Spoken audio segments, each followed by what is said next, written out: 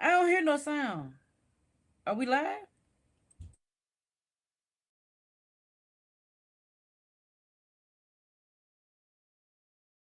Can you hear me now?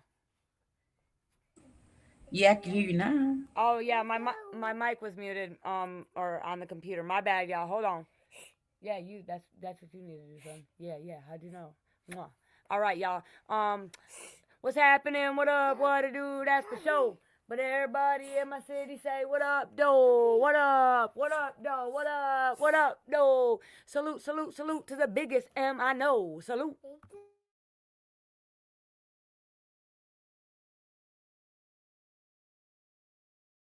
All right, y'all, we're going to start it off like this. Copyright disclaimer under Section 107 of the Copyright Act, 1976. Allowance is made for the fair use for purpose such as criticism, comment, news reporting, teaching, scholarship, and research, y'all. You heard me say it. You can't say I didn't. It's in the chat, it's in the description. You know, the rest. Let me shout out to my replay gang. Salute, salute, salute. Shout out to the replay gang. Leave us a comment. Let us know what you think. And hit the thumbs up button for us. And let me talk to my bush watchers. Yes, I'm talking to you. We are talking to you. Take whatever finger you would like. Real smooth like, real cool like, and tizzy tizzy tap on that thumbs up button for us, you know. Share the live in my TikTok voice. Subscribe to the channel. It's free 99. You know. And I must say, you would look way better in green over here. Become a member. Be part of the family, cause we are family. You know, you know, you know.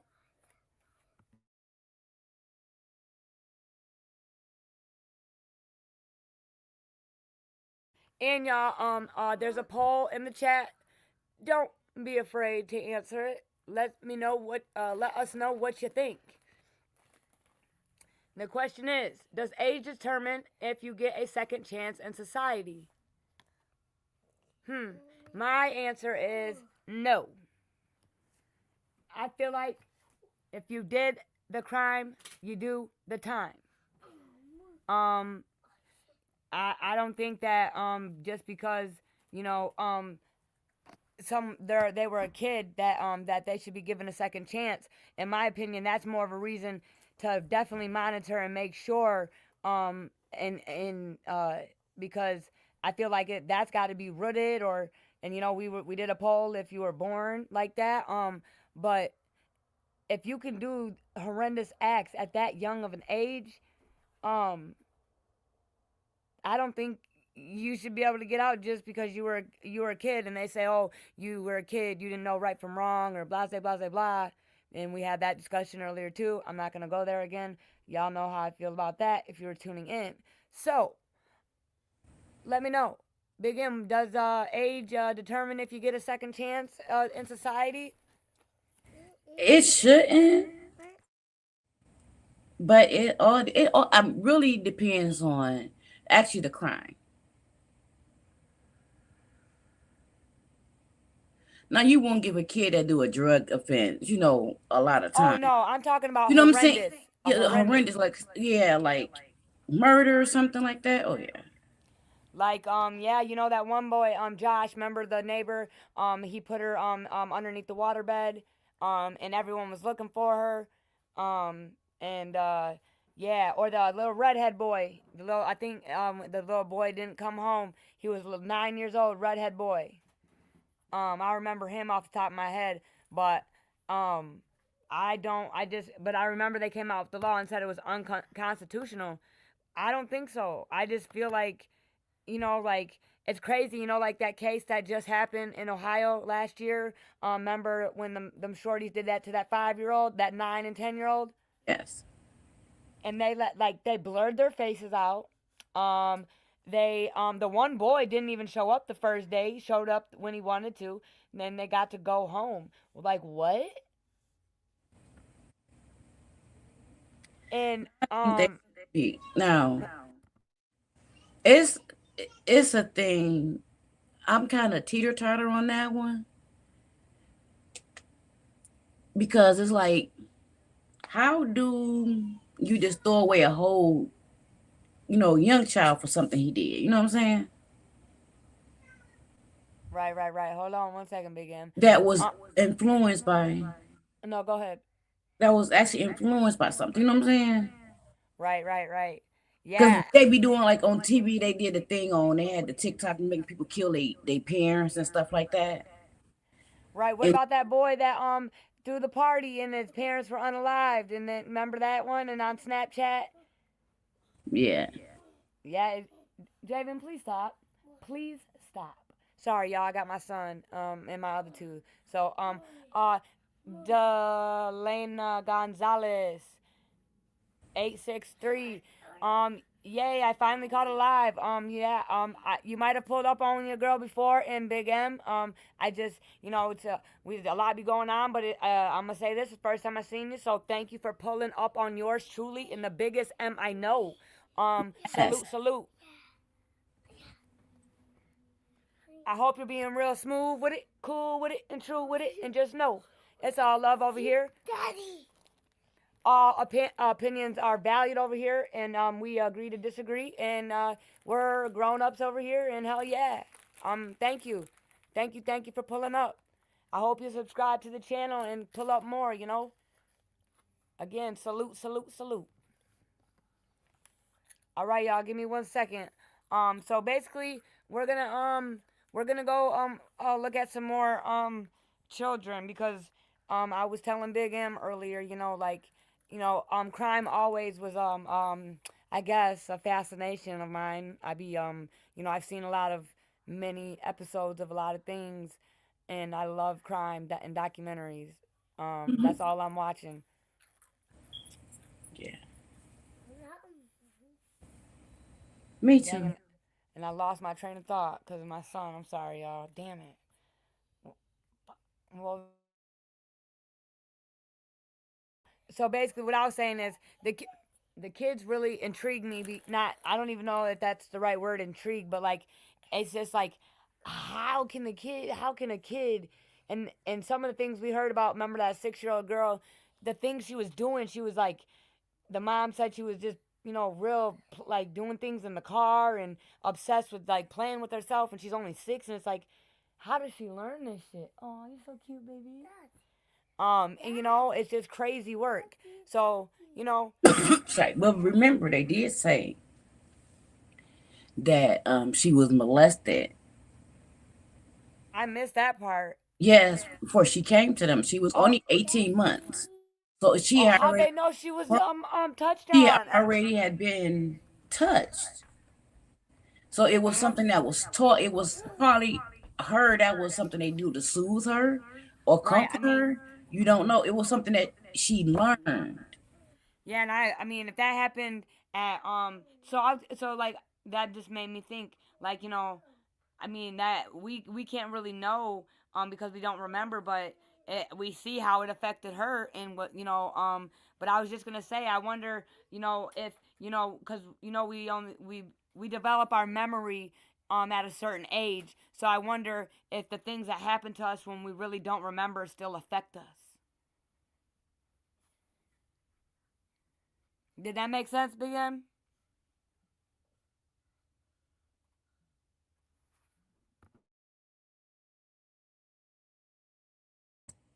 I was in the garden. Oh, okay, no worries. All right, yeah, all right, guys. I know. I'm gonna quit second guessing That's myself so because I haven't got one pile of shit dropped on me in several lives, and I definitely encouraged it, and not even in my replay. So I think your girl kind of knows what she's talking about. So let's go ahead. I'm always watching the replays, but never catch it live. I love what you both do. These monsters. Oh, hold on. I'm always watching your replays, but never catch a live. I love what you both do. These monsters are sick. There's no saving them. Yeah. Um. Man. Yeah. They're definitely They're concerning, and it's becoming. Me and Big M have came to the realization. You know, Javen, if you don't calm down. We have came to the realization that it is becoming more normal. We are seeing at least once a week a shorty being unalived by the mother the father or the boyfriend or the shorties unaliving shorties. It's not supposed to happen like so periodically. It's just not. It's happening. It's so regular that it's just mind blowing. Do you see the one I sent you today? Man, yeah, it's just like holy cannoli. It's just like I promise you. Remember, we used to before we started. We do different things over here. You know what I'm saying? There's not one specific thing that we do. So we sometimes we'll check the news and see how many days in a row, in all around the world. We scratch if someone lost their life, and just here in Detroit we do it. And I remember we went like 21 days in a row, and I'm like, and then that is not normal. I know people do die every day, but that's nationwide, not in you know 50 states. Shit, America is real small compared to the nation. 7 nations, y'all. That's just my opinion. It's small. Like America is small compared to the whole world. So yeah, let's check out some iller kids, because I feel like those are the most um I feel like I want to study their brains. Like I would definitely. I don't. I just want to. Just how can a kid kill? How can a kid kill? Just how we ask, how can a mother or a father unalive their kid? But I ask the same question: how can a kid kill? Crazy work, right? All right, y'all, give me one moment. I'm gonna get this video up. It might be a little silent for about maybe 60 seconds at the longest.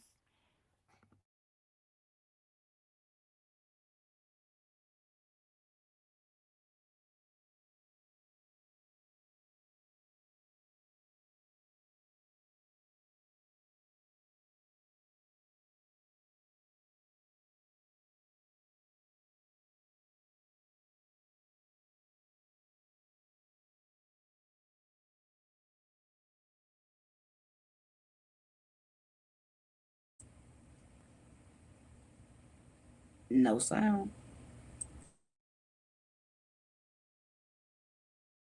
Hold on 1 second, y'all. All right, I'm gonna stay off mute. Just if you hear my son clinking and clacking, he's playing, having a good old day. Say hi. Say salute. Say salute. All right, here we go, y'all.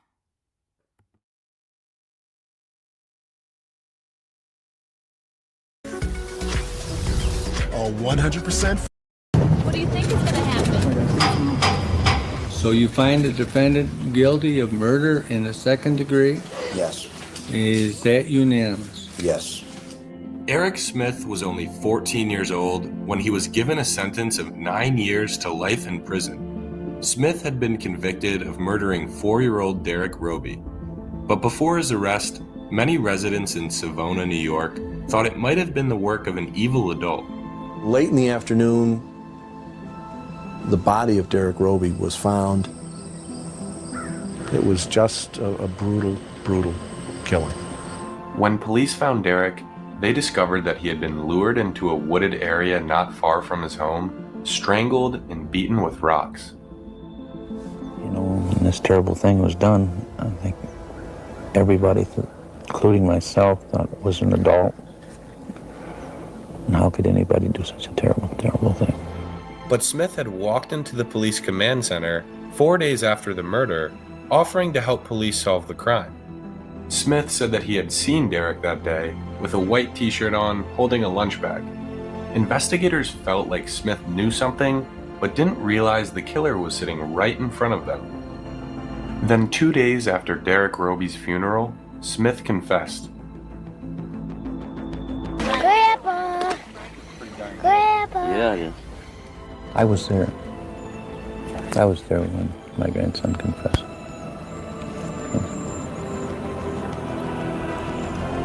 And it was terrible. Investigators and community members tried to understand.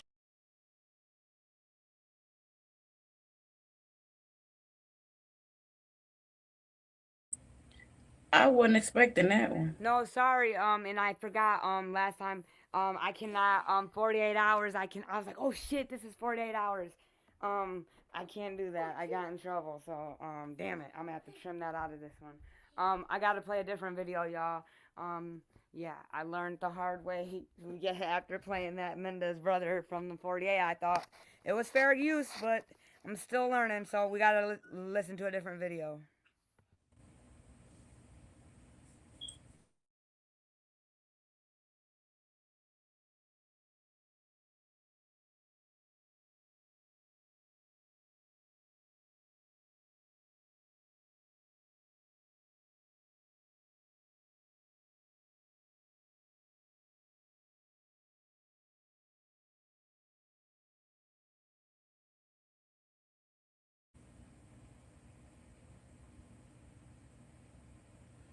Last month, 42-year-old Eric Smith was released from prison after being locked up for 28 years. 48 hours has been... Dang, he got out. I did not know he got out. I always remembered him because he was just a redhead, and he was the youngest to ever be, I think, convicted, a 9-year-old, I think, in that state. Don't mark my words, but he always stuck with me. But dang, 28 years. Wow, he was 9 years old and did 28 years. He's like almost 50. Wow. I don't think he should have got out. No. That's my opinion. He did how many years? 28. We're gonna hear what he did, and then we're gonna see this little clip, and then he did an interview in 2024, and he must have just got out because he's free.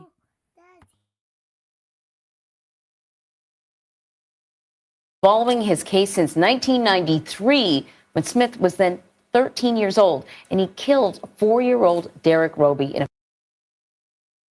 My bad, y'all. I cover a lot of cases. He was 13. I could have swore he was 9.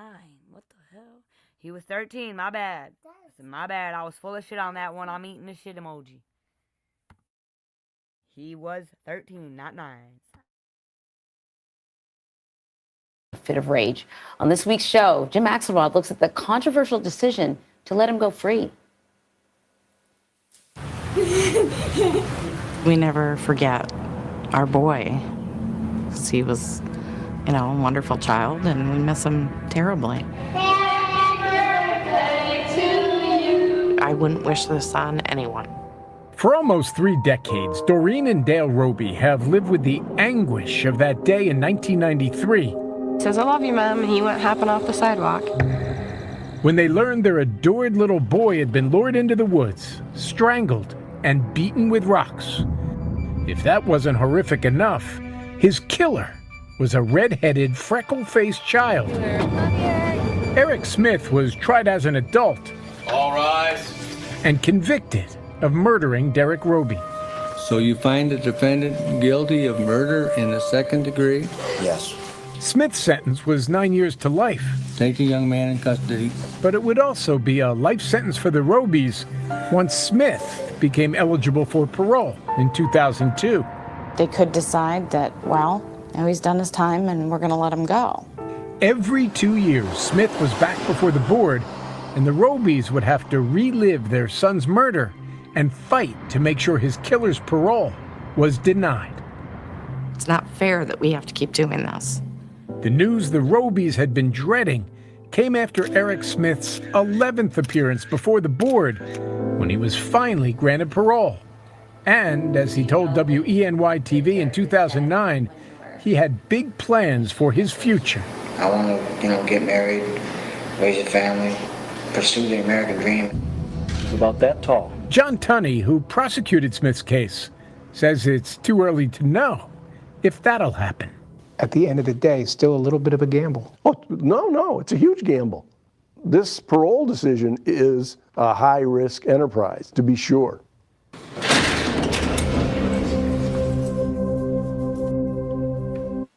And Jim joins us now in the studio. Jim, we were saying how, we remember this story, as do millions of Americans.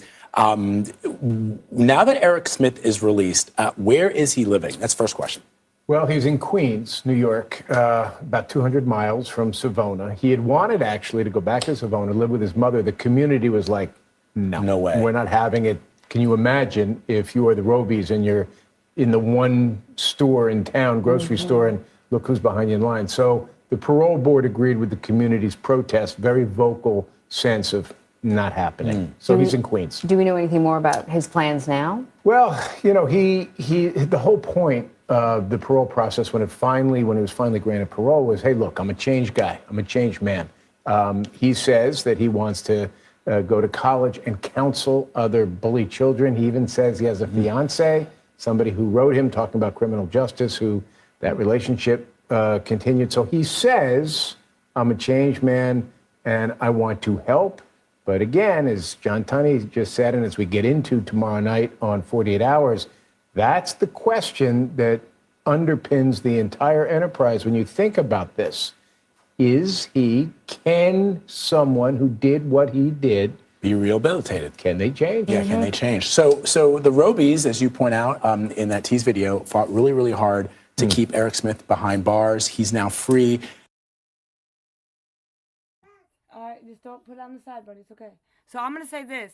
To be 13 years old and to unalive a little boy by bashing him in the head with a rock, I don't know. We're about to hear from him. I want to hear from him. We're about to listen to his interview. It's about to end. Yeah. I don't know about that, G. I hope they have some stiff probation rules. Yeah, I need to hear from him.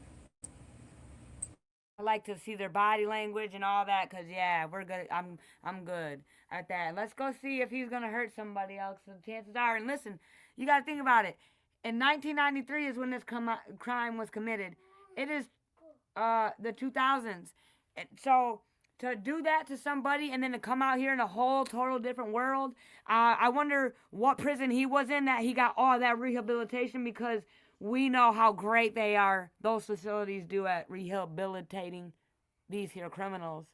So I just don't buy it.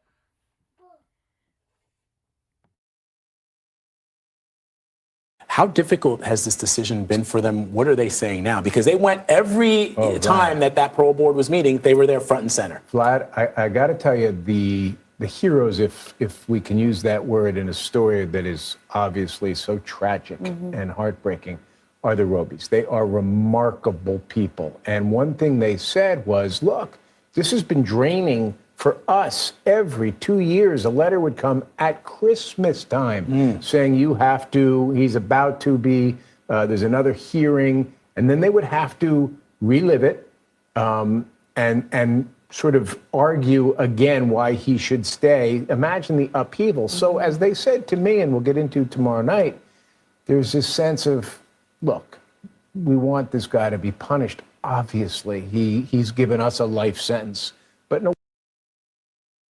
See, and I commend the family, first of all.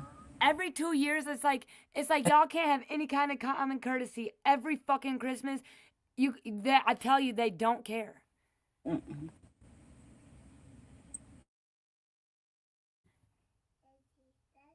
Big M. Can I ask you a question? How would you feel if you would have to go see? No. I would go. You would go? Would you? I mean, how would you feel like if if you were in their shoes? I'm trying to say. Yeah, I know. See, I think I already know, Big M. I know you good enough. I already know what's gonna happen. So you can put the fifth on this. Yeah, I already know the biggest M I know. I already know what would happen. So silly me for asking that question. Let's keep it moving, folks. Way they're free. They're free from having every 2 years to go to this parole hearing and represent their son in a way. And so the fact that they're wrestling that kind of positivity out of this most harrowing of circumstance is remarkably impressive. Yeah. But wait, just real quick, I know we got to go, but what changed in the parole board's mind? I mean, for every year that he was up there, they denied him parole, and then We'll get into this Okay, I don't tomorrow night. want to. We'll get into this tomorrow night, but let me just say this. The whole hour, the undergirding the entire hour is this question. What's the point of criminal justice system? Is it to punish or is it to rehabilitate? Tomorrow night, 10 o'clock, 9 Eastern, 48 I hours. think that's the question many people Excuse me, ask themselves. 9 Central. 9 Let me Central. get it there. I think that is the question that many people ask themselves when the crime occurred. Yes. When we saw this face of this little boy. That's right.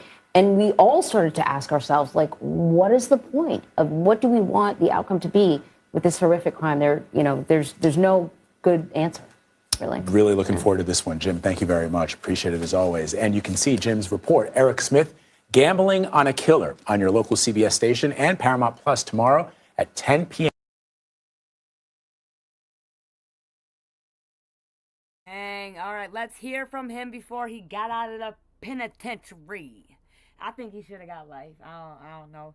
It would be one thing. I don't think he did enough time. He didn't do enough time. Right. In my opinion, like if it was like a real accident and but to over and over and over to bash someone's head in at that age, and we know the world hasn't the world's been digressing, not progressing. So we know back in the day the prisons were getting a rehabilitation on like they should be. So we can't even go there. We know there's no rehabilitation going on. We don't really have many mental institutions left, which we should. So let's hear from him. Give me 1 second, y'all.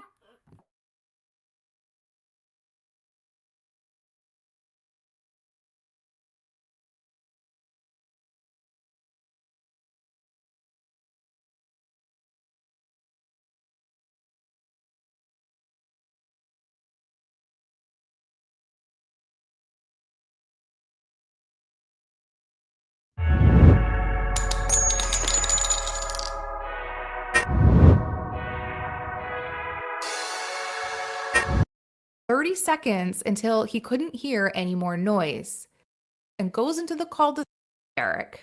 Never let Derek go anywhere alone before.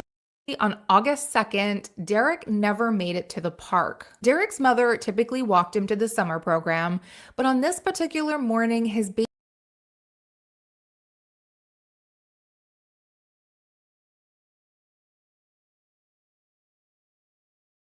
One second.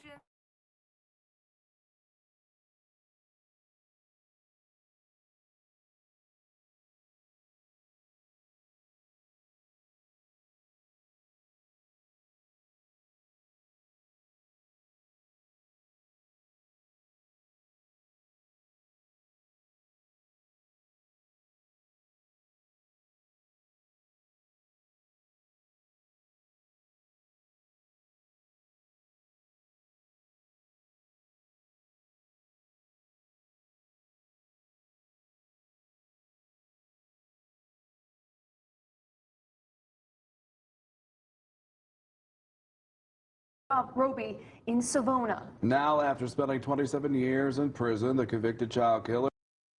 Good evening, everyone. I'm Zach Wheeler. And I'm Jordan Orcus. Thank you for joining us for 18 News at 6. It was a case that shocked the nation. 13-year-old Eric Smith was convicted of brutally murdering 4-year-old Derek Roby in Savona. Now, after spending 27 years in prison, the convicted child killer has been granted parole. Our 18 News reporter Tara Lynch joining us on live in the studio with more on this top story this Friday evening. Good evening, Tara. Good evening, Zach and Jordan. It was a warm August summer day, and Eric Smith was riding his bike home from summer camp when he saw 4-year-old Derek Roby walking alone.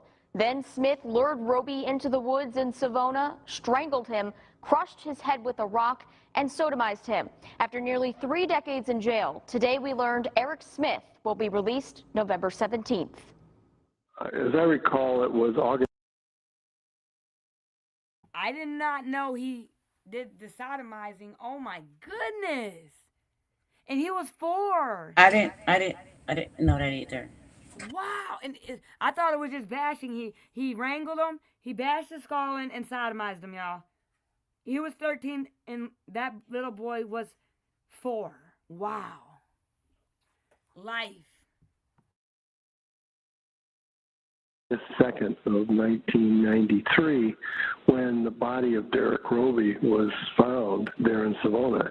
And then the question was, who did this horrible thing? At the time, then prosecutor John Tooney was trying to figure out who done it, assuming it was an adult. Then a tip from Eric Smith's grandfather gave way for formal charges and a trial. The issue in the trial was not who did it or what happened, but why and whether the killing was a product of either a mental disease or defect or an extreme emotional disturbance. The jury found 13-year-old Smith guilty of second-degree murder, and he has since served nearly 28 years behind bars. After 11 parole hearings, Smith was finally granted it. He will be released in November. It was pretty clear to me that at some point he would be considered and ultimately paroled. That's something I've thought about for decades.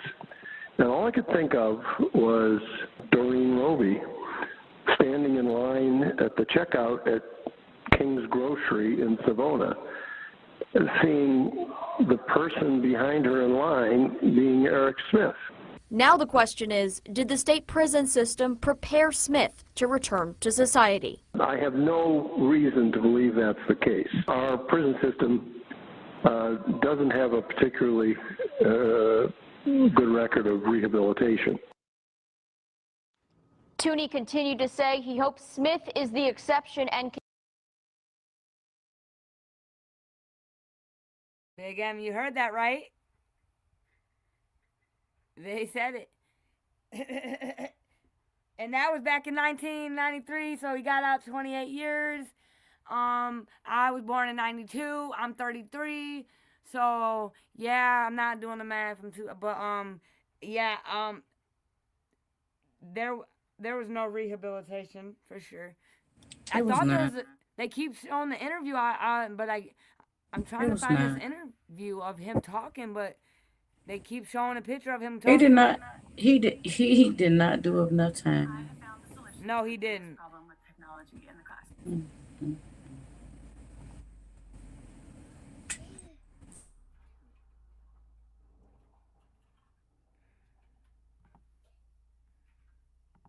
Caused Eric to have uncontrollable fits of rage later in life. The jury rejected that defense, as well as the stories of Eric being abused as a youngster. Smith was convicted of murder and spent almost 28 years behind bars. Smith told the parole board last year he hopes one day Derek Roby's family can forgive him. The only thing that I can think of is just the concern for the Roby family. Obviously, they lost a 4-year-old child so long ago. They were.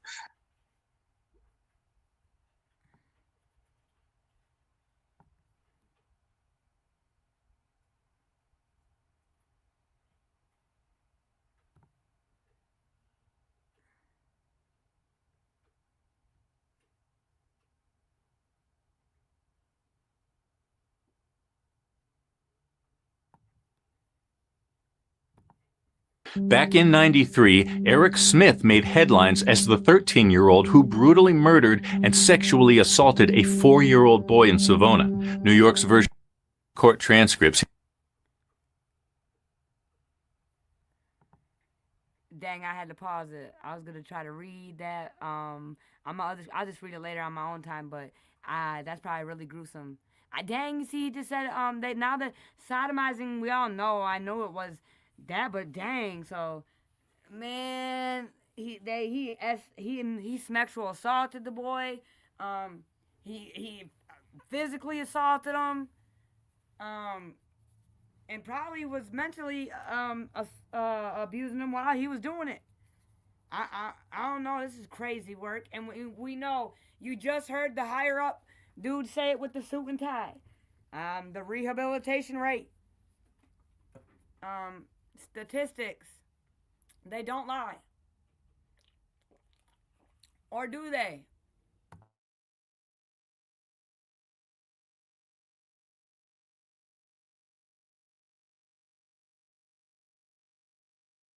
He told the police he wanted to double, triple check to make sure he was dead.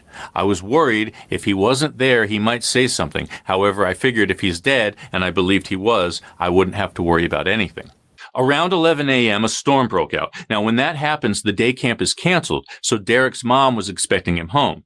When he never came back, they realized he never made it there in the first place. His body was found within hours. So I ask you, was that a one-off moment of rage from a boy not old enough to control his anger, or something more evil? Brutal, twisted acts, each one worse than the other, all committed. Even now, it's hard to imagine how anyone could do something. 2 days after Derek was buried in the baseball uniform he was so proud of, Eric told his family what he did. He said he lost control. He claimed he didn't know why, but it took a decade in prison and one failed bid for parole for him to simply say he was sorry. Even now, it's hard to imagine how anyone could do something like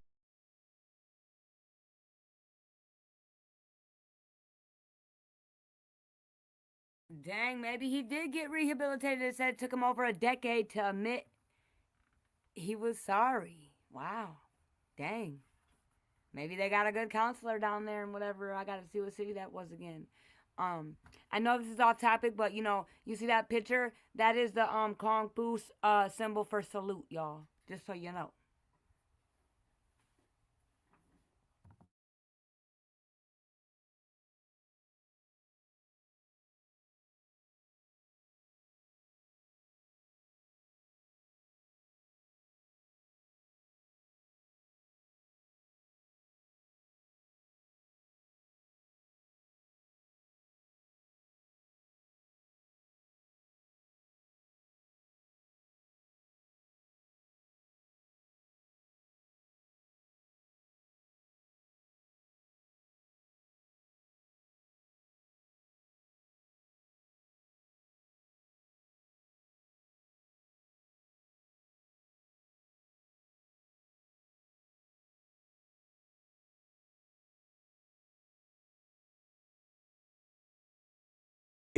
and violent murders.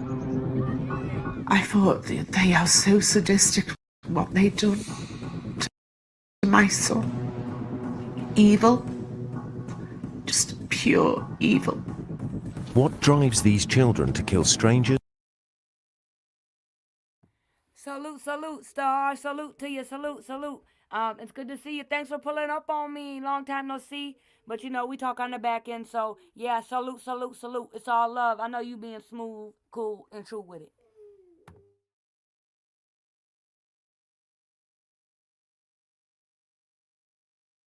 Their family, even their closest friends. I have completely blocked him out of my life. I've pretended like he has died along with Ellie. With access to police officers and their evidence. Charging a 16-year-old with murder is heartbreaking because they are children. Sorry, y'all. 1 second. I hit the wrong one. Man, sorry, y'all. You know, it's one of them days. You already know it's all love. It's all love. Salute, salute, salute.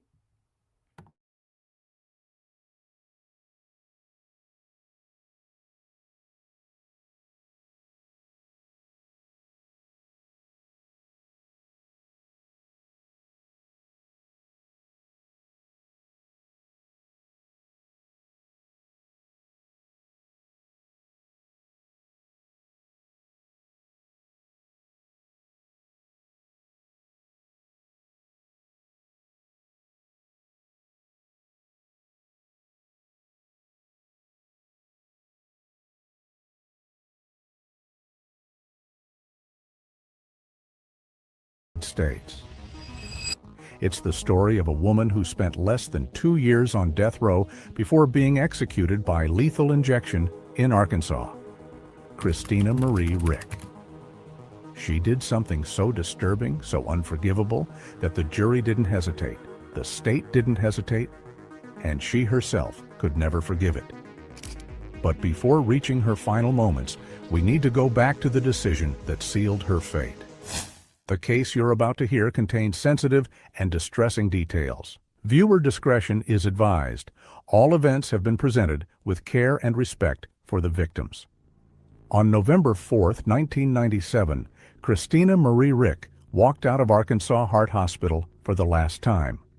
To many of her co-workers, she was seen as one of the hospital's most dedicated nurses, kind, reliable, and professional. But that afternoon was different. This time, Christina didn't plan on coming back. In her mind, she had already made a decision to end her life and her children's. She left the hospital with her pockets full of stolen medications, morphine, potassium chloride, and a bottle of Elavil. But these drugs weren't meant for her patients. They were meant for something far darker. Christina was the mother of 2 children. As usual, she went to pick them up from her mother's house. Carol, who took care of them while Christina was at work. But that afternoon, Carol noticed something different, a strange feeling, like a premonition that something bad was about to happen.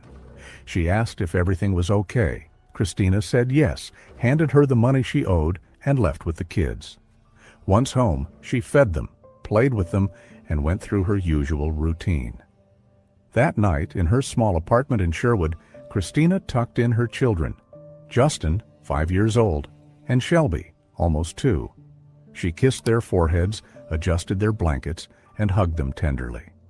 The children smiled, happy to see their mother so affectionate, unaware of what was about to happen. Because that night wasn't just bedtime, it was the beginning of a countdown to death. Around 10 o'clock, Christina told Justin he could have a candy as a reward. Without knowing it, the boy and his sister ingested lethal doses of Elavil, a powerful antidepressant, enough to render them unconscious. Then Christina stood silently beside their beds, watching them sleep, waiting for the pills to take effect. Justin was the first. Christina filled a syringe and injected potassium chloride directly into his veins, the same compound used in executions. But she hadn't diluted it properly. The boy's body reacted instantly. He woke up confused, screaming and crying. His chest convulsed, his nerves seemed to burn from the inside. He didn't understand what was happening. Christina panicked. She tried to fix it by giving him morphine, hoping it would calm him down, but it didn't work. Then she took a pillow and pressed it against his face. Justin fought, kicked, scratched, crying out in desperation, "Mom, no! Mom!" But Christina didn't stop. Eventually, his small body went still. Then she turned to Shelby. This time, she couldn't bring herself to use the needle again, not after seeing what she had done to Justin. Instead, she smothered her. Shelby, still under the effects of Elavil, barely reacted. She was too little to understand what was happening, and within seconds, she was gone. When it was over, Christina carried her children's bodies to her bed. She placed them side by side, tucked them in carefully, as if she were simply putting them to sleep. Then she sat down to write 3 farewell letters. One to her mother, one to her sister, and one to her ex-husband. In the letter to her mother, she explained that she feared her children, who had different fathers, would be separated after her death. She also wrote that she didn't want them to grow up knowing she had taken her own life. Then Christina swallowed a massive dose of 28 Elavil pills, injected potassium chloride directly into her body, and collapsed to the floor beside the bed, next to the children she had just put to rest forever. It was supposed to end there, but it didn't. Do you love to travel? How about making money? I have an opportunity for you that you're gonna love. Become an independent travel agent with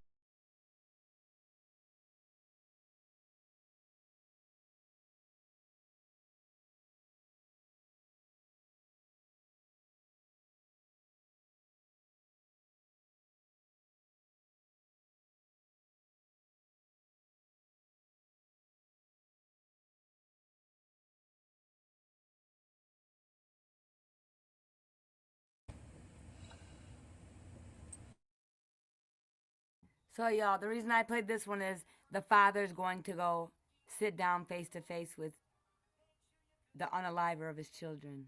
Wow. What are people doing out here? I mean, is that a part of healing? I guess we all heal different. But We salute didn't to you even guys. address the last story. I know You just I didn't want to get in trouble. I forgot. I couldn't play that. There's certain like I don't know. It's weird, and I'm gonna have to trim 2 out, and I don't want to trim a bunch of shit out. okay. Yeah. Cause I'm like, So dang, he was I crazy. apologize on that last one, guys. Sorry. I've been working on this letter to YouTube. You know, I want to see who's in my bushes. You know, I want to be able to see who's pulling up. Just like on Facebook, you can see your viewers and shit. And on TikTok, you can see all who's in your room. YouTube, we need to see who's in our room. And if you put it on YouTube, we should be able to react to it. I don't care if it's a clip of first 48 or not. That's just my opinion. But yeah, I gotta be careful.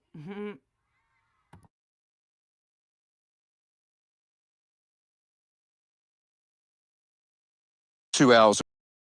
I'm actually shocked they allowed it because like I wouldn't. Don't you think the higher ups would not want to take the chance? Like, what if they're doing this just to get close so they can get their revenge? But I don't know. This isn't in America. I think it's in Sydney, Australia.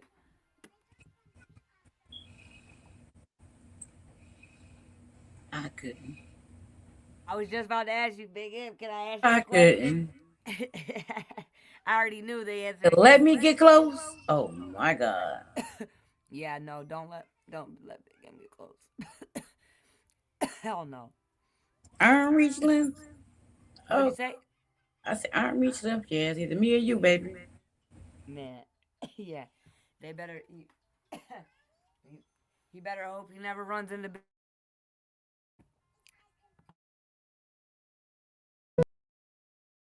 And we talked about this earlier. Baby girl, you're in denial. Time. You cannot say you are. A couple days later, you forgive him. It's a lie. It's a lie. There's no way something that catastrophic, your shorty, 3 shorties, you can forgive that man in 3 short days. Time. No way, Jose. But we either hear, I can never forgive you, I hate you, or I forgive you right away. And really, you can't do that.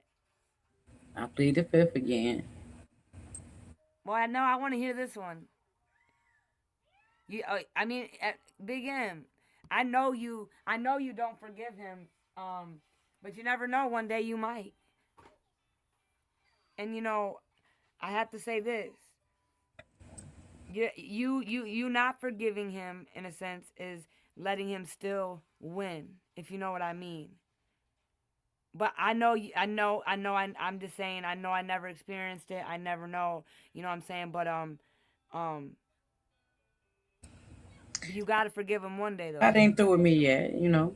I'm No, still, and I know, and you get to take as much time as you want, and I know you will one day get there. And you know, and it just, you know, it just goes to show it's so sometimes it can be very hard to forgive, very hard, I want even to, though we have to forgive, because man, if we don't forgive, we're living with, you know, like hate in our heart. that, And but sometimes again, salute to you, Big M, and I know I know one day it'll come, and and again, I'm sorry you had to go through that. that's it. It's been 6 years, it feel like. Well, 6, 7 years, it feel like. 6, 7 days. I mean, Man, no. it's crazy. Yeah, I know. That's bad. I'm not, and it's not abnormal. I'm sure, you know, because you know I lost my first wife. You know, I promise you, I probably think about her Then it was once a like, day, it every wasn't day. one, it was two. And then 2 years later, it was another gym taken from me. And then, a couple years later, I'm 25, Yeah, the that's world got taken from me. man. So I'm sure I the got babies keep you going just, though. I I'm, know the I'm, babies keep you going. I still read the word. I'm into that now. And Yeah, and it's time for sure. And like I said, I gotta say, even April 28th will be 10 years for me of grieving, and I just know how to deal with it better, but it still hurts just the same. I gotta say that I can feel it in my heart right now, the hurt. But the time has helped me cope with the feeling. But there's still sometimes randomly that I literally don't even know why. I will randomly just cry. Um, um, Man, it's weird. It's crazy. I'm gonna And say this, and I tell you this all the time. You got your mama, love on her, no matter what. Sure, tell her you love her, because once you lose her, everything hit differently. I'm telling you. yeah, I know. I know, Big M. You know that day you told me to go see my mom and encourage me, and you were right. And then what she came with, it was like I needed it, you know. So I want to thank you for that. I don't know if I ever did. I don't remember, but because you're right. Again, just like we talked about with Gabby and all of us, we all are going to yearn for our mother or our father, no matter what. And if our mother and father, like, imagine Gabby Blair having to yearn for Michelle Blair, y'all. But she does, because that's her mom. And it just, so it definitely made me kind of second think my appreciation for my mother, no matter what, you know what I'm saying? Because she wasn't diabolical. And like Big M says, I'm going to listen to Big M because she is old enough to be my mom, and she probably knows what the fuck she's talking about. So, yeah, y'all. Again, You gotta make sound like I'm damn old as shit. no, you're. What the hell? I ought to be my mama. Really? But That's what we doing. I That's what we doing, JJ. Which we I not know. we age shaming people. It's No, like no. I love the elder. I love the elderly. I love the elderly. elderly. Elderly. El- okay. I'm about to mute you. Mute yourself. Elderly? All right, I'm going on mute. There was an accident. All right, all right. My picture says salute, salute, and kung fu.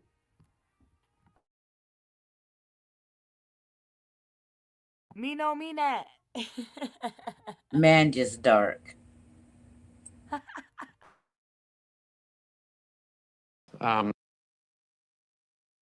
And I'm working on being so judgmental, but like, look at him just stroking his ego.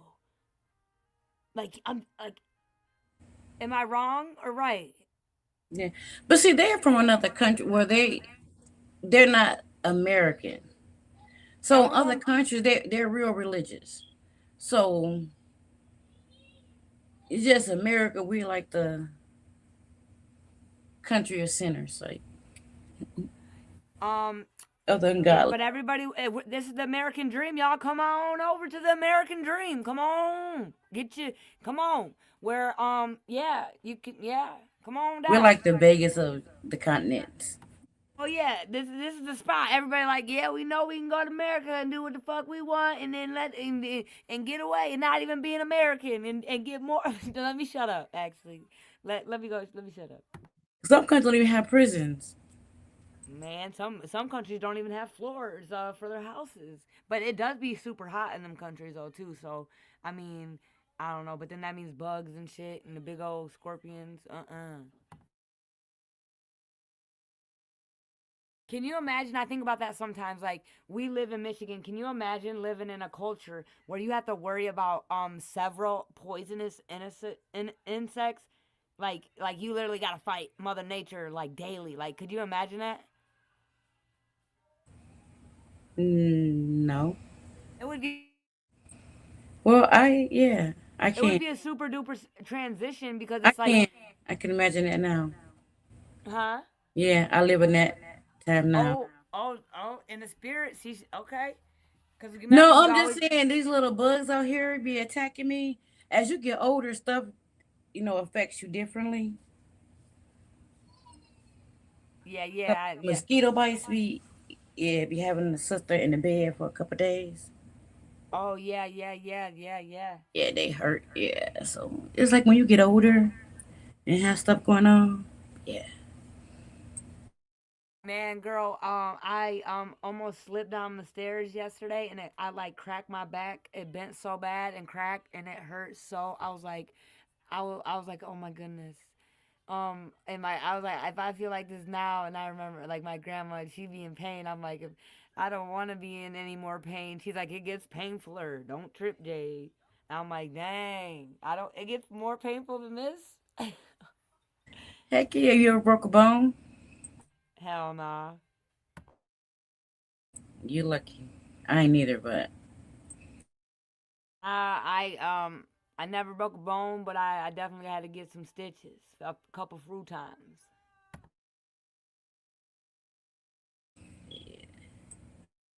And you know what's crazy is I don't hate, but I do not drink milk. Disgusting. That I just like when I see someone pour a big tall glass of milk and just chug it. I'm like looking at them like with my mouth on the floor. I'm like just like, how are you doing that? But that's just me. Because you guys know that, we are the only country that drinks milk from an animal after, we're only supposed to drink milk from our mother, and then that's it, that's all. But if you go to Russia or China, they don't do that shit. We're the only country that drinks milk from an animal after that. If you really think about it, yeah, maybe it's the milk. Huh. We are not, and we're not supposed to drink formula either. We are supposed to drink from our mothers, But again, and then after we get off of the tit, we are not supposed to drink cow milk. And just because we ain't sucking it from the tit, don't mean we ain't drinking cow milk. Yeah, that is kind of really weird. I hate milk, but my vitamin D comes from the good old sun. how did we get on milk? I don't know. My mind be going left sometimes. I'm, in the garden. You've been in the garden. Can we? Yeah, Yeah, you've we're gonna been in carry the on. My garden. bad. Geez, again. Well, how did we get on milk? I don't know. How did we get on milk? I'm gonna summarize the video and it'll let me know. Lanier by Neuromod Devices uses dual mode stimulation to soothe tinnitus. Hit out.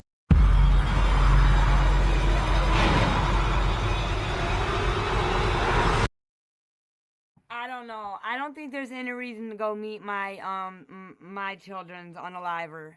Hell no. I know for facts I can stand on it. It ain't happening. Nope. Unless I get to like bust them in the head with the chair first or something. I don't know. But right now, hell no. And I already know Big M's answer. So hecky nah. Salute to you guys. I don't know. Because, you're never going to fully heal that. I mean, I don't know.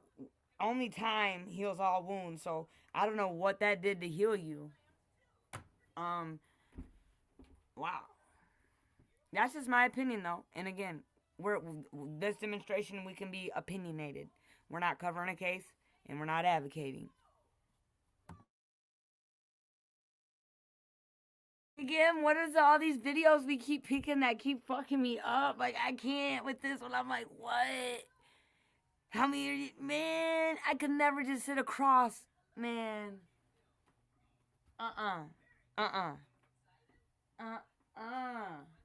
This is crazy work. But I mean, is this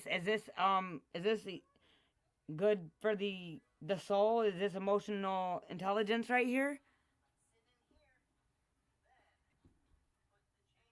I guess there's no right or wrong answer. It's more power to them, but could never be me. Yeah, these are good people these are good Christian people. Man, yeah, Australia, right? Sydney, Australia? I think so, yep. I don't know about y'all, Sydney. Yeah, I already knew they weren't allowing that. I knew they were gonna... I'll help you, buddy. Come here. I already knew, man. See, they be having some structure in them other countries. That's why everybody want to come to America, because there's no structure and they know they can do whatever they want. Hello?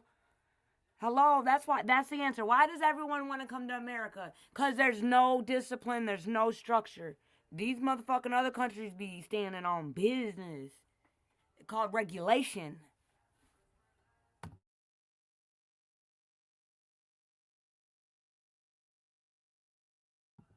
Are you good on this one, Big M?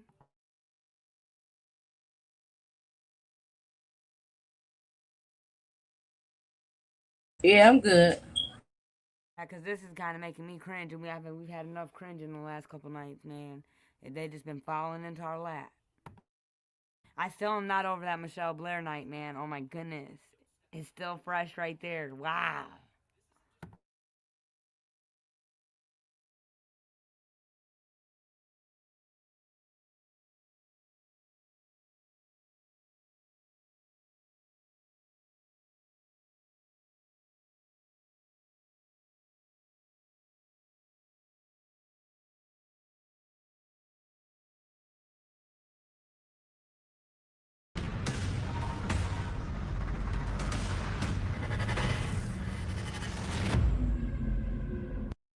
When Christina Fetters was born in February 1980 in Des Moines, Iowa. Her biological father was not in her life during her early years, and Christina had no idea who he was. She said problems arose when she was 8 years old and she learned about her father. Oh, I remember this one.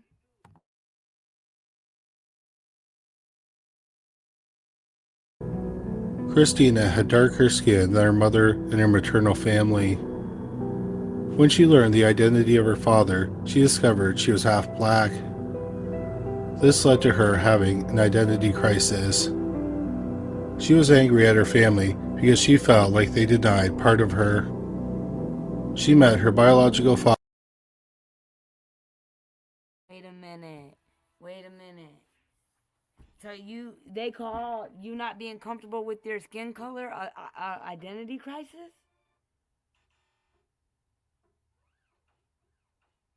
I thought only gay people had those.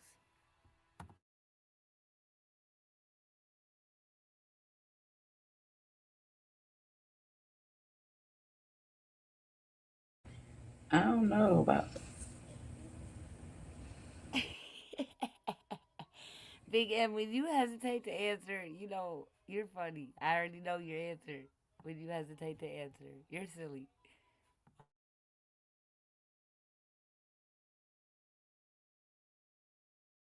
No, let's be chilling. Big chillin'. See, these are the type of demonstrations that you play devil's advocate and ask questions and shit, not open investigations. We're not gonna be like, well, let me be devil's advocate. Like, can we let the fucking case close first? Shit. And find out, can the devil be fucking charged first and then we play devil's advocate? Gosh. Mm-hmm.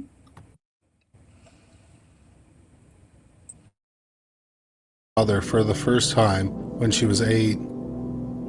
Christina wanted him in her life, but they were never close. In the late 1980s or early 1990s, Christina and her mother, Denise Fetters, moved to Grimes, Iowa. At the time, it had a population of about 2,600 people. Most of the population was white, and Christina said she experienced racism. In April 1993, Denise went to the police with racist notes that Christina had supposedly received. The police determined that Christina had written the notes herself, but Christina had always denied this. When Christina was 12, she met 23-year-old Anthony Leon Hoover. She told him she was 17. Hoover wanted to be a member of the street gang, the Black Gangster Disciples. Christina began a sexual relationship with Hoover. She then ran away and lived with Hoover. Then in June 1993, when Christina was 13, Hoover was arrested. He had held Christina at gunpoint in his apartment, broke her nose, and raped her. In September 1993, Hoover pleaded guilty to third-degree sexual assault. He was sentenced to up to 10 years in prison. Did you hear that? 10 years.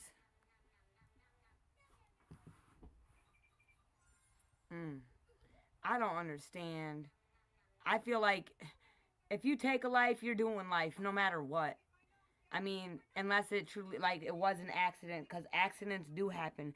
But if you grape and unalive somebody and just throw their body out for trash, no, life for life. I don't get this shit. 10 fucking years? Alright, y'all. We're gonna go, you know, into the next thing that's became kind of pretty normalized. And it's just is what it is. But all these school shootings that been going on.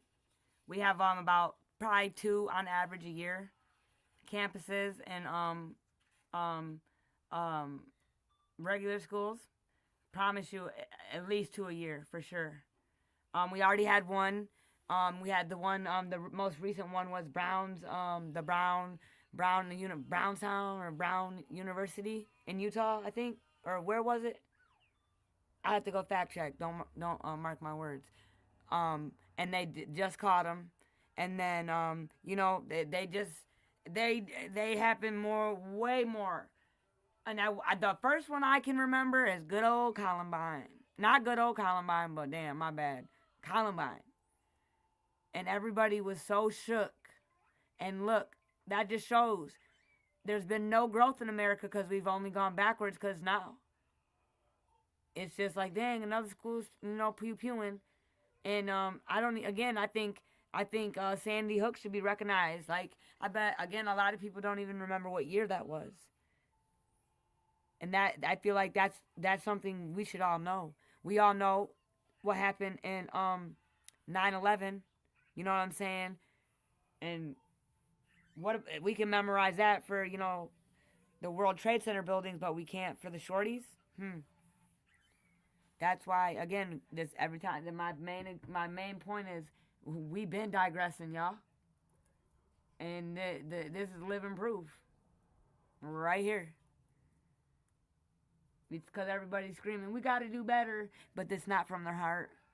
They just like to hear themselves talk.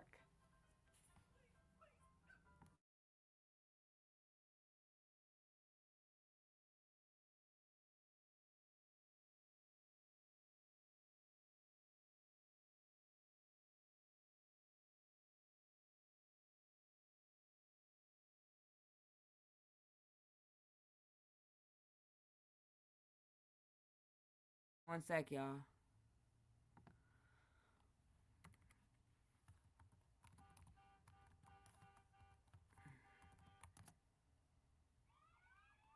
Big M, can you hear the tablet in the background?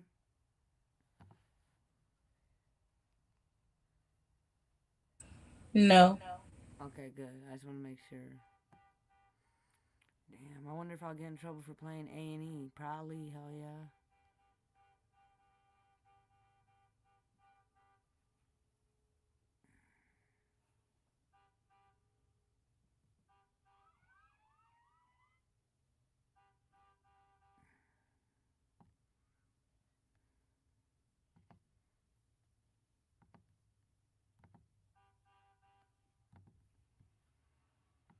Rapidly. These two killers were two low. The vengeance. Columbine High in Littleton, Colorado. It has been a horror.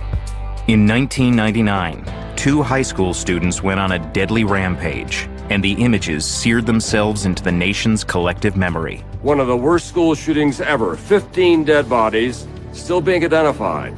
An American nightmare that too many schools know too well. Yet how much of our explanation for that nightmare was right? I remember this happened on April 20th, 1999. I was 7 years old.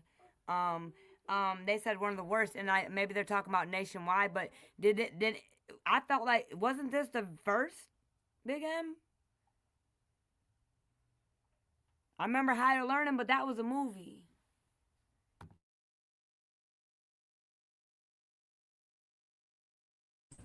I don't know. I have to check. The entire country was confident that these two killers were two loner outcasts from the trenchcoat mafia who were targeting jocks in a revenge fantasy. None of that was true. Misguided perceptions of the Columbine shooting continue to influence us today.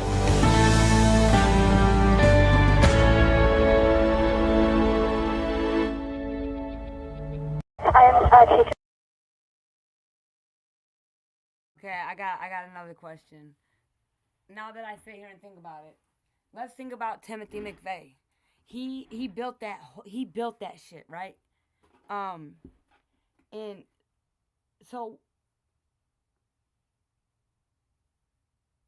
I don't know. I'm starting to maybe think maybe people do have to be born, because it's like if the world's digressing, like you got to be super duper smart to build something that that to do that much damage. We all know him as the I'm not saying the word.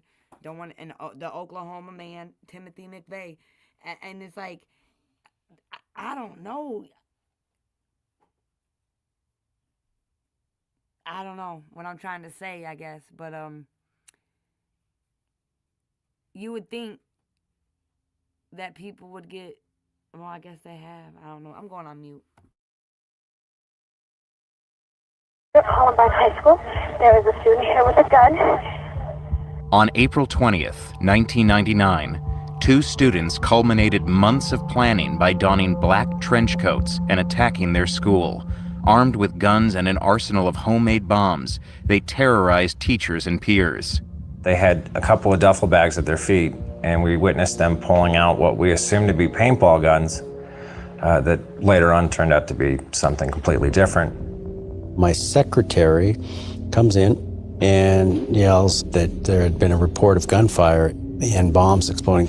So I ran out of my office, saw a gunman coming towards me. I remember hearing gunfire, and I remember glass breaking behind me. I was laying in broken glass from the window that had gotten shot out. All I could hear was the fire alarms going off. And then the gunshots at a distance. Okay, has anybody been injured, ma'am? Yes. Okay. Yes. And the school is in a panic, and I'm in the library. I've got students down under the table, kids. Heads under the table. We were all crouched under the tables, and we could hear the gunshots getting louder, and a couple times there was a big boom, and the floor would shake. On the floor! You better stay on the floor! Oh, God! Stay in the line with me. Oh, God! The gun is right outside the library door. They came into the library. Eric leaned under the table and pointed his gun at me. I mean, I was like trembling under there like a little leaf. I saw the shotgun, stared at the shotgun, and all I remember is it seemed like the barrel of the gun was the size of a cannon. As soon as that bullet entered my backpack and actually paralyzed me, shattering my vertebrae, that's when the pain set in. So there was like Eric on my right, and then Dylan was up on my left. And I looked up at Dylan and I said, "Hey, Dylan." And he said, "Hey, man." And I said, "What are you doing?" And it still like chills me how he was just like, killing people. The killers fatally shot 12 students and a teacher in less than 20 minutes. Then they turned the guns on themselves. 12 kids died on my watch, along with the teacher. See, another interesting question. I wonder why they all don't, why some take their lives and why don't some, you know what I'm saying? It's crazy work. Like, it's crazy, crazy, crazy. Because I would have loved to hear from them. Okay. It's funny that you asked that question. Because I did just a little dive back into the little Google search, right? And it was school shootings before, like in the 1800s, right? There was always one or two people, right? Is it in America? Yes, in America. Now, the first school shooting that had more than 2 people being shot or injured or whatever, killed or injured, guess where it was at? You better not tell me Detroit. It wasn't Detroit. It was Michigan, though. Oh, I was about to say Michigan next. Oh, my goodness. Yes, By it was golly. Michigan. In 1927. Where at? Hold on, my phone cut off. Where at? It in Bath Charter Township, Michigan. And It don't tell you the city? I'm going to it now. No, it don't. It's That's wild, Diggin. What do we got to get up out of Michigan, dog.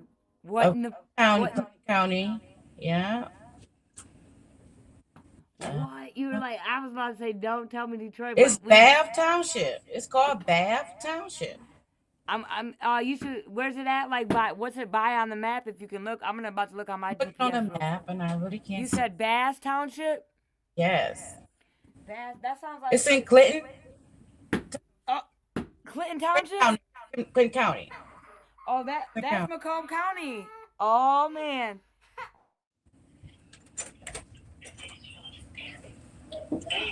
That's right down the road. Oh my goodness. That's our neighboring county. Should have known. Michigan has got it going on. In our lives, you're not supposed to bury your kids. And they were all my kids. Before the world had fully grasped what had happened inside the school, there was a scramble to make sense of it. We're getting coverage from 4 stations in the Denver area of a shooting at a high school. A still developing situation, and one that looks like it's not going to be over anytime soon. Horrors like Columbine terrify us, and we need an explanation. So even if we don't have an answer, we find one. And we find it really too fast. 2 witnesses that we talked to on the telephone describe them as members of the trenchcoat mafia. These are kids they claim routinely dress in black trench coats. Kids were watching this on TV, and also it was the early days of cell phones. If they weren't seeing it, their friends were watching it on TV, calling them on their cell phones, and letting them know. They were saying that that they wanted to do this for their revenge, for the school, I guess, because I mean they're such an outcast at our school. It was this little round and round feedback chamber. So when a kid goes on TV and says, oh yeah, they were outcasts, another kid who doesn't really know the killers well or at all thinks, oh, they're outcasts. Oh, I didn't realize that. Then when he's interviewed, he says they're outcasts. So you're contaminating the witness pool like that. And speculation about a black-coated mafia and its supposed grievances ran wild. A gang that apparently hated athletes. It was all because people were mean to him last year. The Trenchcoat Mafia is more than just black clothes. These boys were dangerously strange. In a yearbook photo of some group members that was broadcast nationwide, neither gunman appeared. One member of the Trenchcoat Mafia, John Savage, said there was a good reason for their absence. Eric and Dylan were not at all a part of the things that we did as a group. They didn't hang out with us. They weren't Trenchcoat Mafia at all. And he says the media's description of him and his friends had little basis in fact. The Trenchcoat Mafia was like we were video game nerds. We sit around the table and, play Dungeons and Dragons, which is just about the least dangerous thing you could do. It was a group of friends that had similar interests. Some kids referred to them as the Trenchcoat Mafia, but it was not that it was an organized club. But the explanation about outcast loners seeking revenge against bullies had the dual advantage of being both dramatic and familiar. What happened here at Littleton is a grotesque distortion of high school fears and rivalries involving cliques, the in-groups and out-groups that are a part of teen life in America.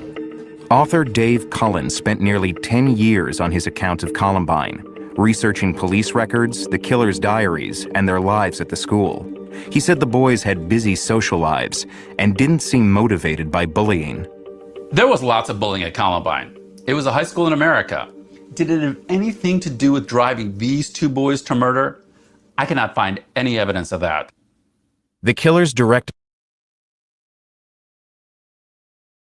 See, that's when they did that appearance stuff because, like he said, they weren't part of the trench coat boys. Again, a lot of people that wore them were like gothic and emo and stuff like that. And played those games and stuff. But yeah, they were just messed up. Now let's take it down. Let's take it over to New York, y'all. Let's remember Sandy Hook. That shit was diabolical.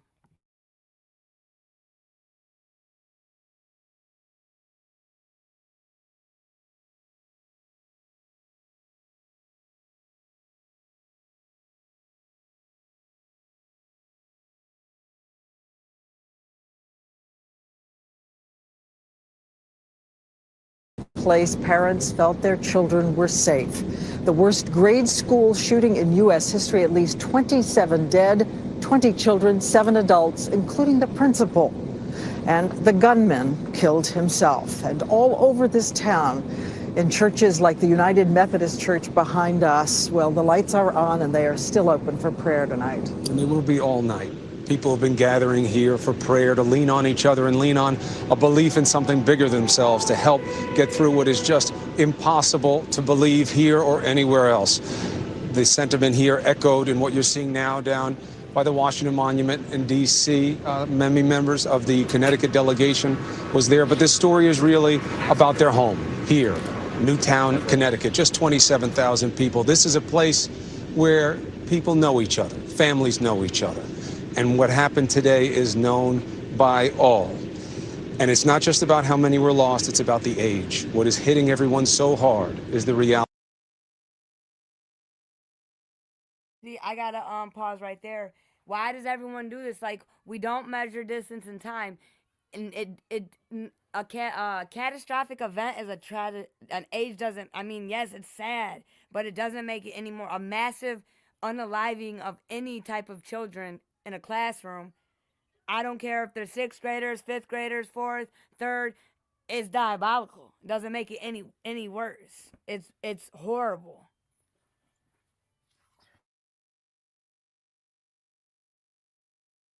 Of these being children that were targeted by a madman. We now know his name. We know he's 20 years old, Adam Lanza. We know that before he came to this school, he shot his own mother, Nancy, in the face, killing her at her home. The looming question is why this man then decided to come to this school. He shows up at a place where they're making gingerbread houses in preparation for the holidays and Christmas presents. Just kids. A man in black enters with a vest and multiple weapons and begins a massacre. It was a clear, crisp, and trouble-free start to the morning at Sandy Hook Elementary School. Kids like Ella Sievers and her mother Amy, Just do the elk dance, Peter. eager for the weekend and the holidays to arrive. It's Christmas time, right? Where are we, Mom, in terms of Christmas planning? Some shopping, cookie making. We decorated our Christmas tree. Ella Christmas list made? Mm-hmm. Sent to Santa? Yes. Ella's class was preparing to make gingerbread houses. When you first got there? When I first got there, it was like a regular day. But at 9:41 a.m., the children's day and their innocence is shattered. 6-7 Sandy Hook School. Caller's indicating she thinks there's someone shooting in the building. We heard a loud bang, and we thought that something fell. Then we heard another. This is America, y'all. Look at this shorty telling us what. Oh my goodness. I can't. Oh man. Prayers to all the survivors, even though it's been since the year of 2012. You'll never be forgotten. And all the people, I hope you're healing. Wow.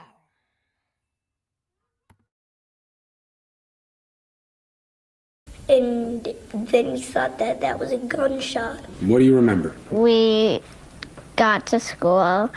We did everything we needed to, and then we heard all this racket. Then we heard them say, "Go in your cubbies." We thought we had to go because something bad was happening. What did the teacher do then? She read us some books, and we talked about things, and they played little games in there. And while that was going on, your teacher was reading you books and keeping you calm. Yeah. She just kept her calm and told you a story. She read us The Nutcracker and another book that was about Christmas. How did you find out, Amy? Well, we got a phone call from the school saying the schools were in lockdown. Lockdown? I mean, what sense does that make to you as a word for your kids' kindergarten through 4 school? Not very good. Police quickly converge on the school, secure the perimeter, and start a painstaking search for the shooter. Our police came in. It's like, is he in here? Then he ran out. That included checking every door, every crack, every crevice, every portion of that school. Our main objective was to evacuate as quickly and efficiently as possible any and all students and faculty in the school. It takes an agonizing hour before it becomes clear just what's taking place inside the school. Next come ominous signs. Ambulances are called, stretchers set up. By 10:30 a.m., police and teachers escort groups of traumatized students out of the school, kids who give the first indications of the terrible scene inside.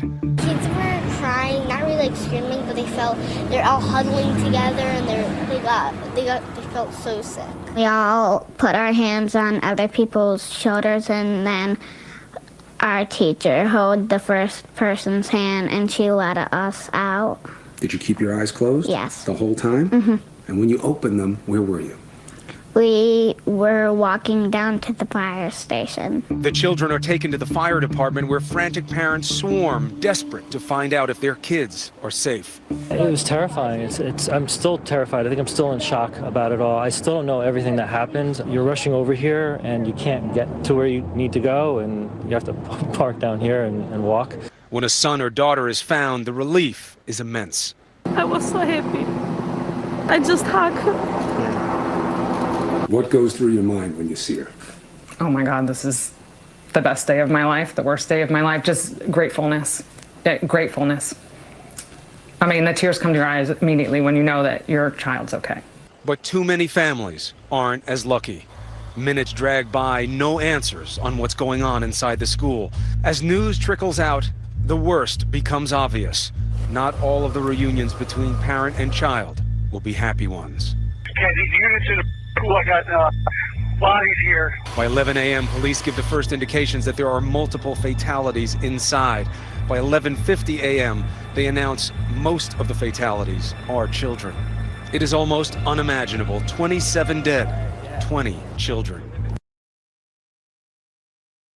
Man, this is so messed up, man. 13 years ago, wow. Can you imagine that feeling?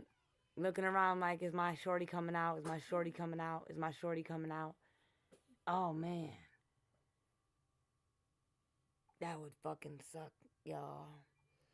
Shout out and prayers to that, their healing. Oh, man. And I remember last year, someone played a prank at my daughter's school, and they pulled they have a lockdown drill and like the fire alarm drill, and she called me on her cell phone, and she told, it's crazy, and that's why I commend these teachers, because what scared her is the teacher's reaction. The teacher started freaking out, so it's like she was like, yeah, she just stayed calm and read us books, and it's like you gotta go into fight or flight mode. So I commend them, because again, my daughter called me off her cell phone because her teacher was freaking out, and it was a prank, but these days you have to take them very serious. I'll never forget that day. I was at work, I was running out the building, I didn't care, and then I got a call, everything was okay, but it was just that's not a joke.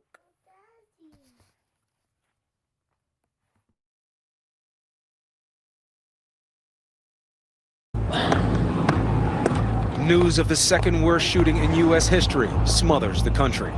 I know there's not a parent in America who doesn't feel the same overwhelming grief that I do. The majority of those who died today were children.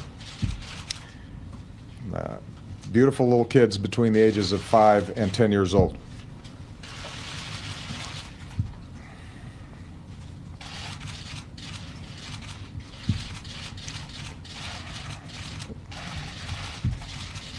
They had their entire lives ahead of them. Birthdays, graduations, weddings, kids of their own. The man responsible for taking these lives, 20-year-old Adam Lanza, shown here in a 2005 photo. Lanza's body found in a classroom after he took his own life. He was armed for war, say authorities, wearing a bulletproof vest and carrying 2 semi-automatic handguns. A semi-automatic rifle was found in his car. Authorities had originally confused him with his older brother Ryan because he was carrying his brother's ID. Lanza had apparently shot his own mother in the face before doing what we still can't understand, heading to the school. Principal Dawn Hochsprung, one of those killed, ironically issued a new security alert letter to parents just this fall. Tonight, Newtown residents gather to pray for strength to get over the events that have rocked this small town, as well as the lives of the most innocent among us.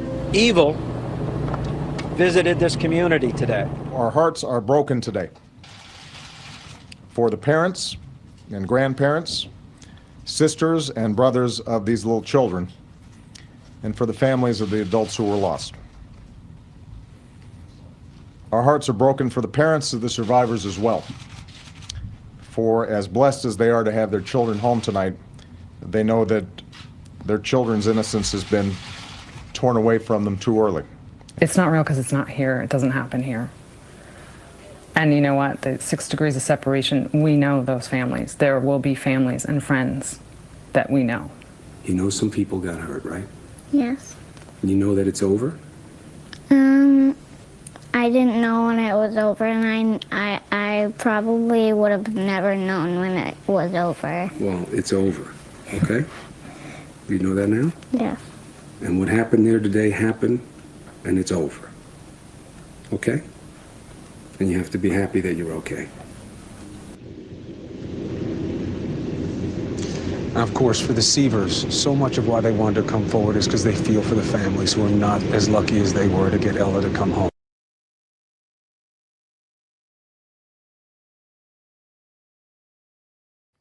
Dang. And I think that did happen in December. I think I have to go check. And I thought it happened in New York, but it was Connecticut. They're all jumbled and stuff. Big M, are you asleep?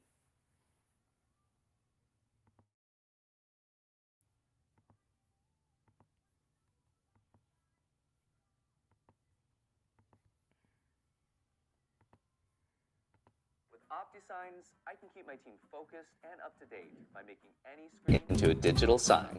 You might think it's these fancy things like... It just feels great. But in the rain, this is where we live. Rain is just like after football, tough, muddy. Everything about us is tough. Barely a month after that happy video was posted, tragedy struck. Tate Meir, only 16, was one of 4 kids to lose their lives in a school shooting. How did this happen? The kid behind this nightmare, 15-year-old Ethan Crumbley, started to hear things that weren't there. Picture this: Ethan texting his mom, Jennifer, freaked out because he's hearing noises, like someone's in their house flushing toilets and slamming doors. Only thing is, he's there all by himself. Things take an even stranger turn when Ethan starts seeing stuff, like really scary stuff. He's talking about seeing a demon messing around in their kitchen, throwing bowls like it's some kind of twisted carnival game. Ethan's scared out of his mind, texting his mom to come home, but guess what? She doesn't respond. Fast forward a week and Ethan's not sleeping. His mind's a mess and he's drowning in these dark thoughts. He starts pouring all this into a journal, jotting down some pretty dark plans and doodling scenes that are straight up disturbing. One of these sketches, a gun aimed at the back of a girl's head with a chilling note about his first victim needing to be a pretty girl with a future so she'd suffer like he did. Chilling, right? Could he have been talking about Madison Baldwin? She was this bright 17-year-old already on her way to college on full scholarships. When Ethan tried to open up to his folks about the storm brewing inside him, the response was cold. His dad's advice? Suck it up. And his mom? She just laughed it off. And then Ethan went on to commit a nightmare, the worst school shooting Michigan had ever seen. Up until now, charges were never brought against the parents of school shooters. Thanks to this case, all of that is about to change. Let's recap.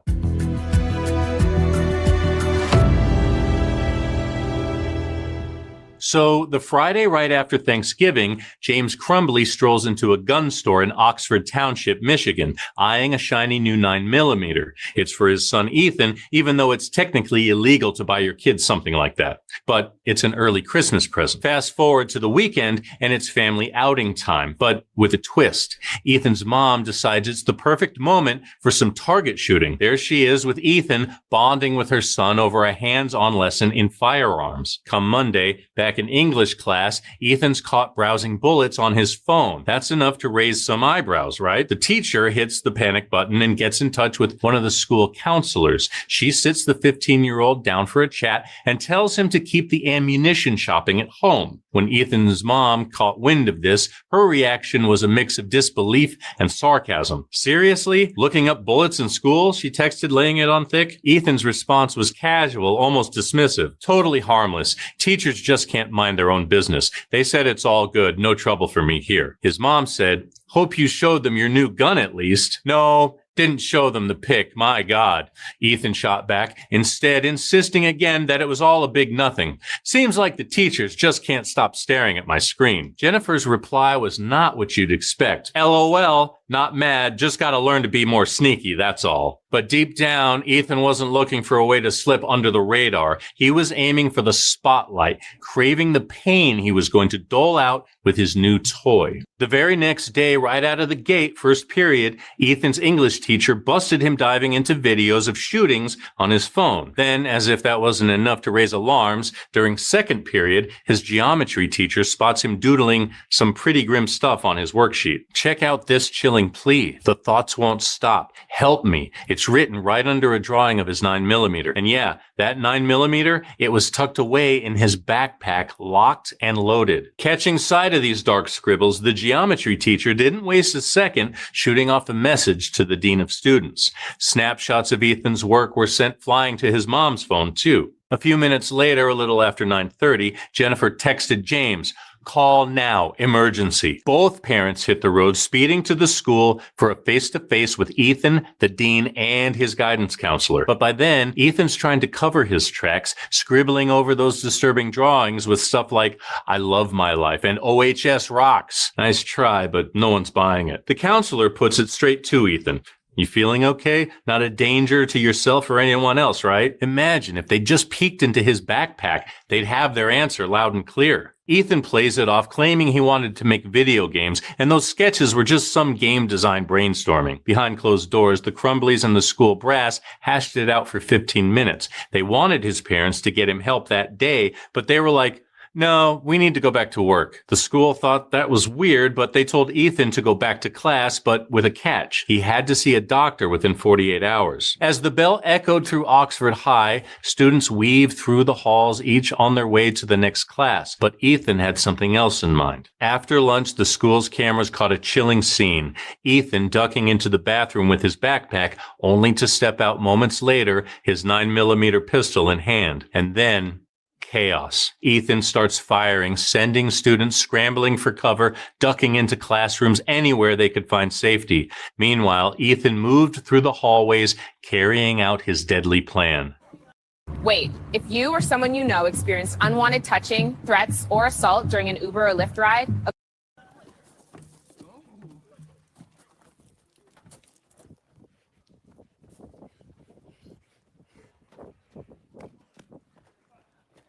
In those terrifying 5 minutes, the toll was unimaginable. 3 students lost their lives on the spot, 8 more were left fighting for theirs, and a 4th would succumb to their injuries later, marking Tuesday, November 30th, 2021, as Michigan's darkest day. By some miracle, Ethan didn't manage to force his way into any classrooms, and as first responders flooded the scene, he gave up without a fight. Unlike many before him, he didn't want to go out in a blaze of gunfire. He wanted to see the aftermath of his actions, to see the pain he'd caused firsthand. You might think you've heard this story before. It's a script that's been played out in schools all too often. But hold up, because there's more to it, especially when you peek behind the curtain. Ethan's folks had a real shot at stopping this nightmare before it even started, but their priorities were way off, fixated on their personal lives and their horses, while their son battled literal demons they chose to ignore. Oxford Township, with its 22,000 souls, is pretty much a haven for folks who love their guns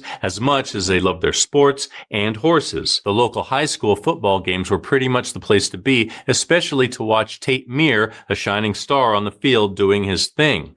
But the Crumbleys were hardly ever spotted at those games, or really at any of the usual gatherings around town. Like this one local said, they just weren't part of the scene here. Of course, now after everything that's happened, their names are etched into the town's memory in a way no one could have imagined. Jennifer Crumbly, or Jen as she prefers, didn't start out in Oxford. She's originally from just about 14 miles away. James, her husband, brought his laid-back Florida vibe up north along with a bit of a checkered past involving bad checks. Jen's had her own brush with the law over those pesky bad checks, and back in 2005, both she and James found themselves on the wrong side of a DUI charge. Then came Ethan born into this mix a year later. Jen called him her oopsie baby. She said that a lot, actually. James already had a couple of kids from a previous relationship, but the new little family of 3 decided to make a fresh start with a move to Oxford just in time for Ethan to start elementary school. The Crumbleys weren't exactly the borrow a cup of sugar kind of neighbors. They did stuff like set off firecrackers in their yard just for kicks. Never mind that it sent every dog around, including theirs, into a frenzy. Jen was the one bringing home the bacon, climbing the ladder from social media assistant all the way to marketing director at a local real estate firm. James's career was more of a hopscotch, spending most days at home with, let's just say, a fondness for the green stuff. When the Crumbleys left town on vacation, the neighbors were the ones looking after the dog and cats. But stepping into that house? Yikes. It was a scene straight out of Animal House. Trash everywhere. The stench of urine and unwashed pets hanging heavy in the air. Ethan's room was such a disaster zone, you'd need a map to find the bed. He spent his days lost in that chaos while his folks were out living it up with horses and happy hours. One neighbor spilled the beans about Ethan, sometimes wandering over, knocking on her door because he was left home alone without a phone. Nothing. It got to the point where she felt she had no choice but to ring up CPS. But that went nowhere. COVID-19 really did a number on everyone, but for kids like Ethan, the 2020-2021 school year was a whole new level of tough. Feeling isolated was his new normal. Then there's James, who saw his telemarketing job vanish with the pandemic's arrival. He switched gears to DoorDash, trying to keep the cash flowing while Jen stayed put in her office gig. But the bills started piling up, and so did the stress. Mortgage payments lagged, and the Crumbleys' home became a battleground, with Jen and James arguing loud enough to give the neighbors an earful. In the spring of 2021, they thought a separation might help, but James didn't pack his bags. Meanwhile, Jen rekindled an old flame from high school, sneaking in dates during work hours. Costco was right across the street from her office, so it turned into the place where they'd meet in the morning or sneak lunch dates. Sometimes they'd spice things up using a swinger app to mix in some hotel adventures. When Jen wasn't tangled up in her love life, she was either bonding with her new horses or hitting the slopes as a volunteer ski patroller on the weekends. But maybe, just maybe, Ethan needed her attention more. Right around that same time is when he started hearing voices and seeing things that weren't there. Ethan's behavior was pretty dark. He started brainstorming a plan to stalk, rape, torture, and kill one of the girls in his class. He'd already been practicing on baby birds. He'd catch them and then, well, decapitate them. He even kept one of those birds' heads in a jar hidden under a sheet in his room for like 5 months. Can you imagine? Jennifer once found it, but for some reason she didn't freak out or even mention it to Ethan. Now, Ethan wasn't totally isolated. He had one buddy he'd text with. At one point, Ethan dropped a bombshell on him. He told this guy he was seriously thinking about calling 911 on himself. Things were getting bad in his head, and on top of that, he was dealing with some bizarre rash on his chest. The idea of reaching out for help freaked him out, though. He was scared stiff about how his parents would react. To make matters worse, Ethan and his dad didn't have health insurance, unlike Jen, who was covered through her job. For some reason, she didn't put her son and husband on her policy. Ethan knew a trip to the hospital would cost a lot. Money was more important than mental health. When Ethan tried to tell his parents how he was feeling, James told him to suck it up.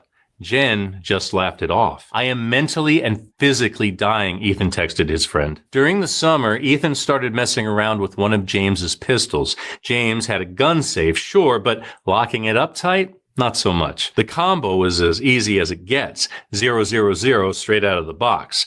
Ethan couldn't resist bragging to his buddy via text. Dad left it out, so I figured, why not? Time to shoot up the school, JK. Then comes Halloween and Ethan's one buddy gets checked into a treatment center. Ethan's left to his own devices, diving deep into the darkest corners of the internet, tuning into videos all about murder and school massacres. His journal starts to read like a distress signal no one's picking up. I've completely lost it after years of battling my demons, one entry spills. Another pleads, my folks just won't hear me out about getting help or seeing a therapist. And how about this one? I have zero help with my mental problems, and it's causing me to shoot up the effing school. He's also doing his research, asking Google what kind of prison sentence a 15-year-old like him might get for doing the really bad. In my big M voice, mental health is real, y'all. This happened, Oxford is right by Pontiac, right by Kelly Bryant. It's the milk. Things he had in mind. Fast forward to November 29th, 2021. Ethan's journal entry is chilling. The shooting is tomorrow. I've got the gun and ammo. Then he writes to his parents, I love you, Mom. I love you, Dad. Sorry I never said it back. By 12:51 p.m., with his parents barely out the school door, the first shots ring out. Right after that, more than 100 calls flooded into 911. Come 1:15, the internet and local news are nonstop with the terrifying news. Just 7 minutes on, Jen texts her son, Ethan, don't do it, but the damage is done. At 1:37, James is on the line with 911, his gun gone and a sinking feeling that his son is behind the scene at the school. And in the midst of this nightmare, Jen's reaching out to her boss, pleading to keep her job despite what her son did.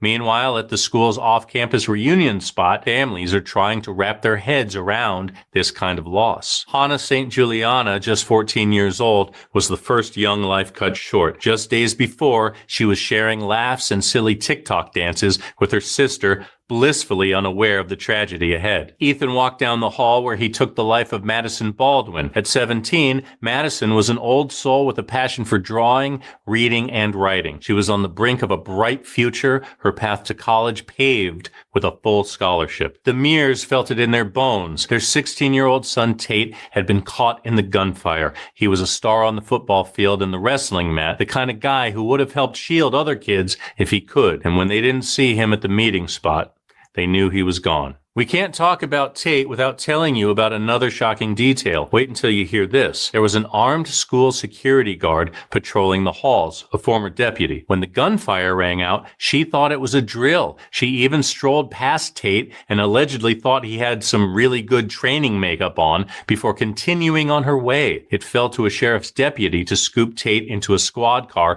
racing towards help, but tragically, he slipped away before they could reach the hospital. School cameras caught the same security guard approaching the bathroom where 17-year-old Justin Schilling was with Ethan Crumbley and another student. She's seen checking the door, weapon ready, only to close the door and walk away.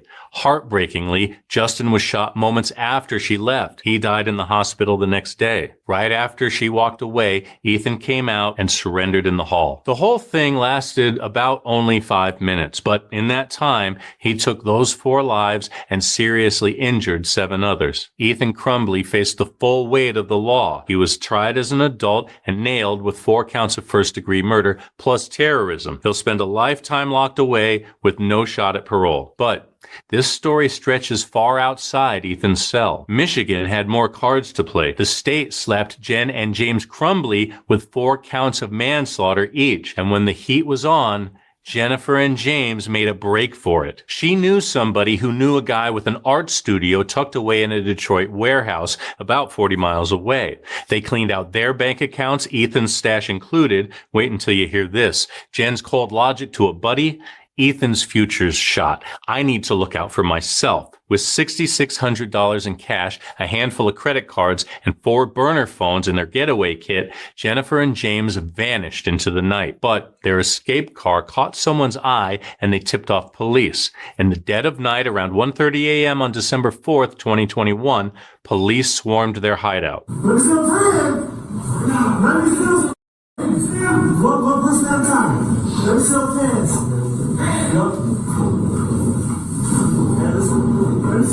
Hands. Keep those hands on the right. Come on, here. I'm going to go hands. Turn around. On your stomach.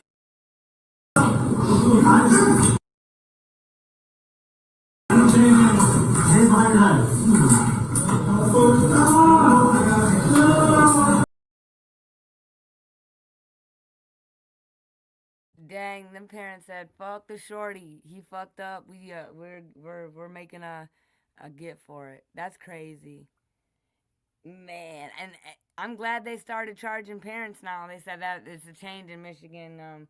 So I mean, I don't know about any other state, but here in Michigan, if you're a shorty and does what he did, you're going down with the shorty, and I think that's how the fuck it should be.